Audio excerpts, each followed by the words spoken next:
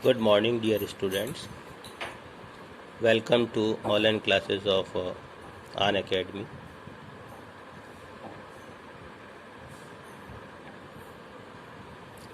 Today we will start our new chapter, Sources of Food.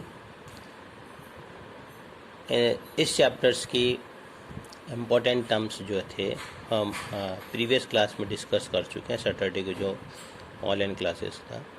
Sources of food यानी कि भोजन के जो स्रोत हैं, आज हम इसकी बिगनिंग करेंगे। पेज नंबर 5 सभी ओपन करेंगे और स्टार्ट करेंगे पढ़ना। All living organisms need food for their survival. सभी लिविंग ऑर्गेनिजम्स को फूड की ज़रूरत होती है अपने आप को, सर्वाइवल का मतलब जिंदा रखने के लिए। During early time man use to hunt animal and collect food from forest. जो प्राचीन समय की अगर बात करते हैं, अर्ली मैन यानी शुरुआती जो ह्यूमन बींग्स थे, वो जो है जानवरों को मारते थे और फॉरेस्ट से, जंगल से फ्रूट्स वगैरह कलेक्ट करके अपने फूड को ऑब्टेन करते थे। Every organisms need food for various life processes. हर एक एनिमल्स को फूड की ज़रूरत होती है डिफरेंट टाइप के जो लाइफ प्रोसेस होते हैं उनको फुलफ़िल करने के लिए, जैसे रेस्पिरेशन है, एक्सक्रिएशन है, डाइजेशन है। रेस्पिरेशन ये सारे प्रोसेस आप प्रीवियस क्लासेस में पढ़े हुए हैं। इनके लिए फूड की ज़रूरत होती है।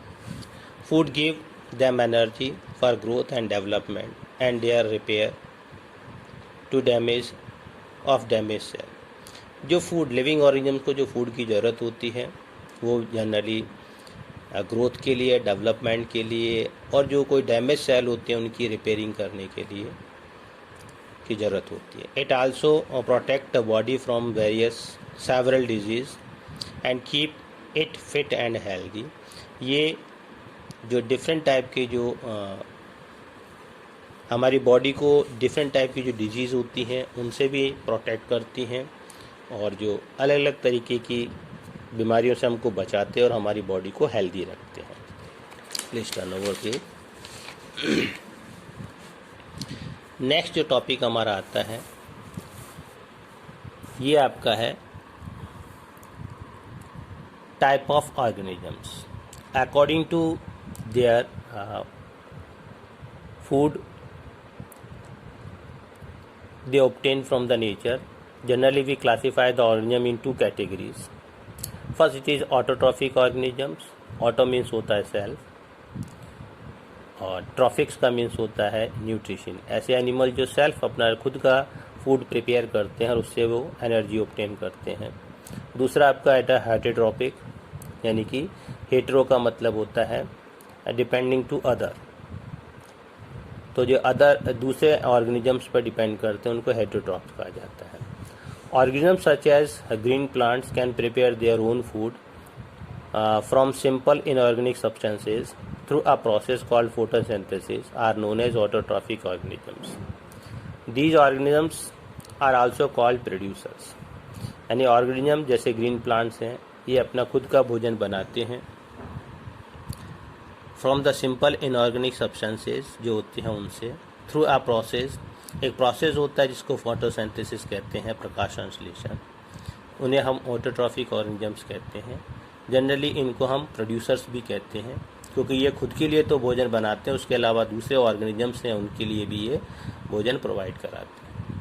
हेटेरोट्रॉफिक ऑर्गेनिजम्स की अगर हम बात करते हैं, सब organisms like animal, non green plants and man are unable to prepare their food.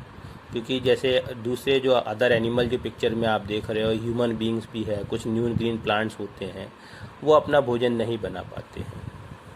They get their nutrition from other are called the heterotrophs. तो ये अपना जो भोजन जो है दूसरे ऑर्गेनिज्म से ऑब्टेन करते हैं, इसलिए इनको हेटेरोट्रॉप्स कहा जाता है। They are also called consumers. इनको हम कंज्यूमर्स यानी उपभोक्ता भी कहते हैं। देन नेक्स्ट जो कैटेगरी आती है, तो we divide our nutrients for the following two sources. जो फूड सोर्सेज ऑफ फूड की अगर हम बात करते हैं तो हम अपने जो फूड जो हमें मिलता है हमको हम दो तरीके के सोर्सेज में डिवाइड करते हैं। एक आता है प्लांट एंड देयर प्रोडक्ट्स, दूसरा आता है एनिमल एंड देयर प्रोडक्ट्स। यानी प्लांट से ऑब्टेन होने वाले प्रोडक्ट कौन कौन से हैं और एनिमल से ऑब्टेन होने वाले प्रोडक्ट कौन कौन से हैं।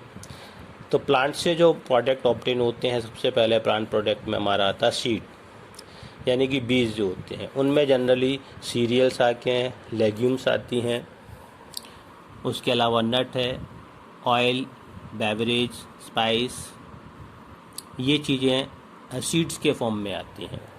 अगर हम सीरियल की बात करते हैं तो major cereal grow in India rice, wheat, maize, barley, जिसको जो कहते हैं, ये जनरली होती है जो हम जिसे चपाती वगैरह बना के खाते हैं, वो चीज़ आती हैं। कार्बोहाइड्रेट रिच फूड होता है ये। लेग्यूम की अगर बात करते हैं तो ये पल्सेस, जितनी भी दालें होती है ये इस कैटेगरी के अंदर आती हैं। These are the good sources of protein, ये प्रोटीन के गुड सोर्सेज होते हैं। एग्जाम्पल के तौर पर ब्लैक ग्राम, जिसको उड़द की दाल कहते हैं, पिजन पी, जिसको अरहर की दाल कहते हैं, काऊ पी, ये लोबिया होता है, ग्राम, जिसको चना कहा जाता है। तो ये कुछ पल्सेज वाली चीज़ आती है। नेक्स्ट जो आता है आपके नट्स में आते हैं, देखो पिक्चर आप देख सकते हो। नट्स की अगर बात करते हैं तो seed of dry fruits like cashew, जिसे काजू कहते हैं, कैश्यू नट, ग्राउंड नट मूंगफली होता है, वॉलनट अखरोट को अपन कहते हैं, आलमंड्स जो बादाम जो होता है वो इस कैटेगरी में, और जितने भी ड्राई फ्रूट्स होते हैं वो इस कैटेगरी में आते हैं। ऑयल की अगर हम बात करते हैं, we can extract oil from many seed such as mustard है, ग्राउंडनट है, आलमंड्स है, सीसेम है फॉर कुकिंग। तो उसके अलावा आपका कोकोनट भी है। तो बहुत सारी ऐसी चीज़ें हैं, सीड्स हैं, जिससे हम ऑयल निकालते हैं और यूज़ करते हैं। नेक्स्ट आपका बेवरेज की अगर हम बात करते हैं, जैसे कॉफ़ी एक important beverage in our life, यानी कि पेय पदार्थ जिसे कहते हैं। बेवरेज का मतलब होता है पेय पदार्थ, जिसको हम पीते हैं।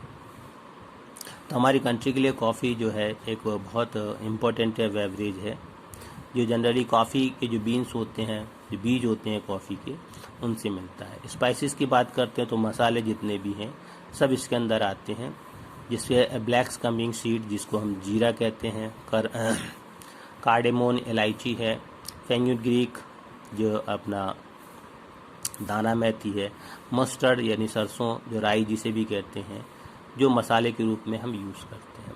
नेक्स्ट आपका जो फ्रूट्स आते हैं, fruits are the rich sources of mineral and vitamin. Fruit जो है मिनरल और विटामिन के रिच सोर्सेज होते हैं। For example banana, apple, grapes, litchi, mango, orange etcetera. जितने भी फ्रूट्स हम मार्केट में देखते हैं वो सब इस कैटेगरी के अंदर आते हैं, सभी उसी कैटेगरी में आते हैं आपके। उसके अलावा वेजिटेबल्स की अगर हम बात करते हैं, the fruits of a few plants are used raw as a salad और ए वेजिटेबल आफ्टर कुकिंग।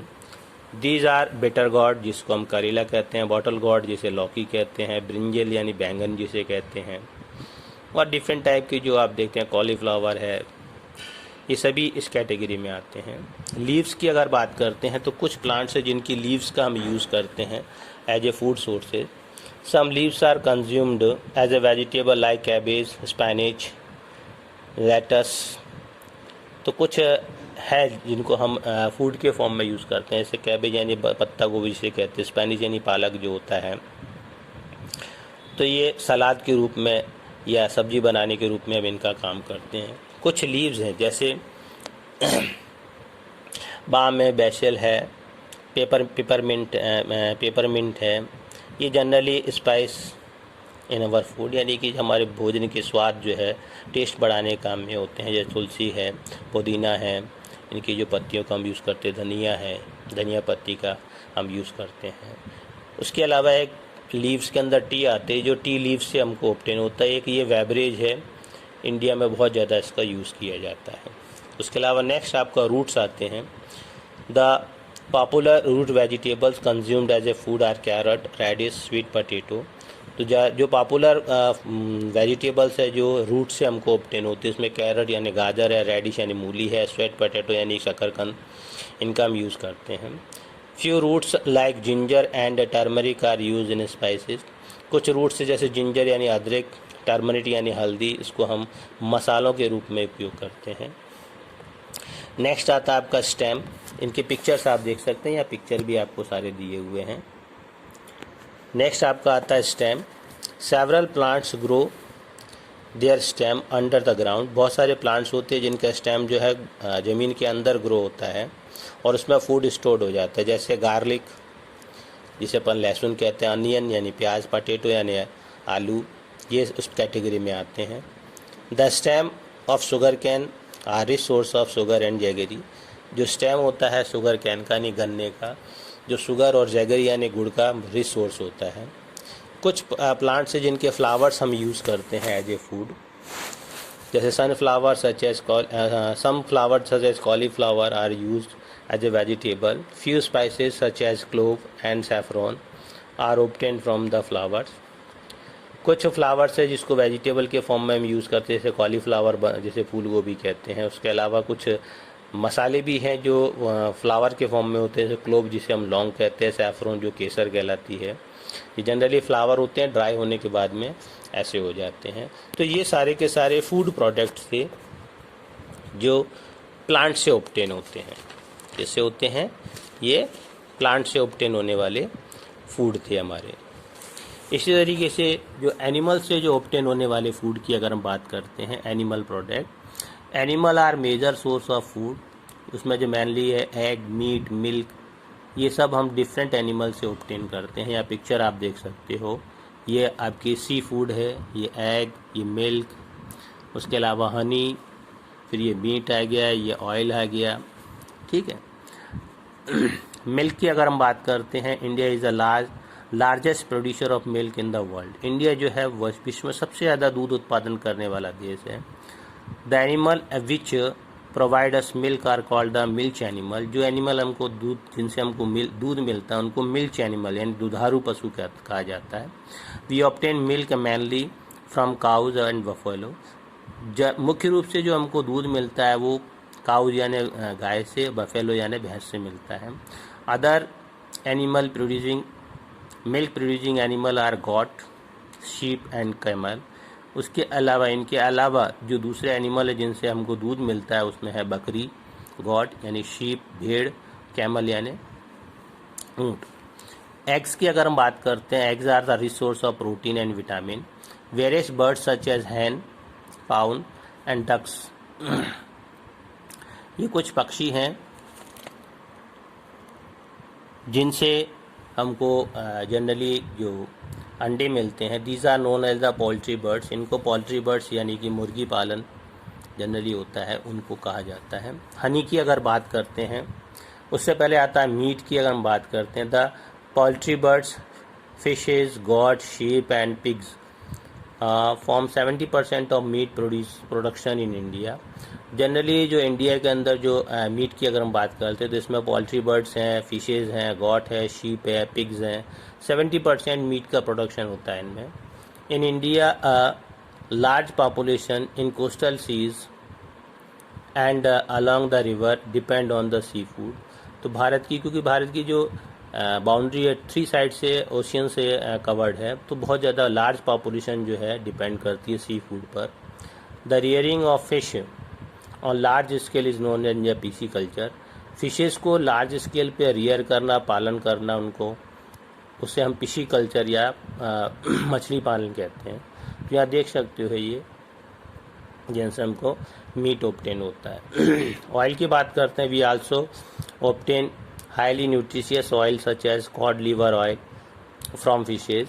तो फिश का जो कॉड लीवर ऑयल होता है विटामिन ए का रिच सोर्स होता है, तो बहुत ज़्यादा न्यूट्रिशियस ऑयल हम यहाँ से ऑब्टेन कर सकते हैं। These are the rich in nutrition and good for our health. Honey की अगर बात करते हैं, honey is the good source of minerals. Minerals का गुड सोर्स होता है।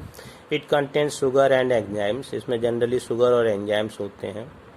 It has a medicinal value and help in curing common disease like cough and cold. इसमें medicinal quality होती है। जनरली जो आयुर्वेदिक मेडिसिन है उसके अंदर यूज़ होते हैं। ये जनरली हमारी कफिंग जो होती है, खांसी वगैरह जो होती है, उसके अंदर सर्दी जुकाम में हमारी बहुत मदद करती है, इससे क्योर हो जाते हैं। It is produce by Honey ये जनरली हनी यानी जो मधुमक्खियाँ जो होती हैं उनसे प्रोड्यूस की जाती है, हनी बी से। The honey have can be easily reared and their rearing is known as apiculture. तो हम मधुमक्खियों को हम आसानी से पालन कर सकते हैं आर्टिफिशियल हाइव्स बना करके, और इस प्रोसेस को हम एपीकल्चर कहते हैं। तो टुडे ये आपका चैप्टर ही ओवर हो गया कंप्लीट, ठीक है।